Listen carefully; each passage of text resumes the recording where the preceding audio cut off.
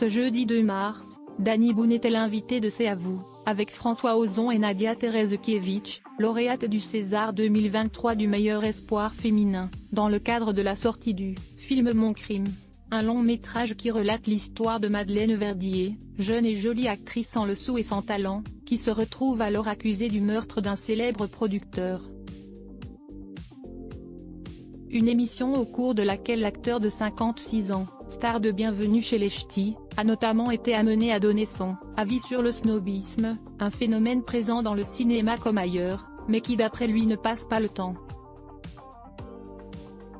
Ce qui reste c'est les films et les histoires qu'on raconte, a-t-il ajouté, avant de faire un parallèle avec les grands acteurs qu'étaient Bourvil et Louis de Funès qui, d'après lui, sont aujourd'hui encensés mais auparavant détestés. Il s'était fait détruire, ce qui serait d'autant plus le cas avec le deuxième. Louis de Funès était détesté. C'est Danielle Thompson, scénariste et réalisatrice, fille du réalisateur Gérard Houry et de l'actrice Jacqueline Roman, note de la rédaction, qui me racontait qu'il voulait pas tourner sur Rabbi Jacob. Il était dans sa caravane, parce qu'il avait eu un article très mauvais. Il voulait pas aller sur le plateau pour tourner parce qu'il s'était fait détruire. On disait qu'il faisait que des grimaces et que c'était pas acteur.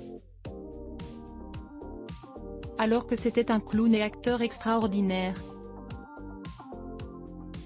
Pour rappel, l'ex-mari de Yael n'a jamais caché son admiration pour Louis de Funès. Un acteur qui est d'ailleurs en partie à l'origine de son amour pour le 7e art, comme il l'a déjà confié pour le magazine Ciné-Télé, Revue. Si j'ai aimé le cinéma populaire, c'est grâce au film de Louis de Funès, surtout avec Gérard Houry, et son duo avec Bourvil. Ils ont été très importants dans mon enfance. Ils m'ont donné envie de raconter des histoires, autour de personnages qui font rire.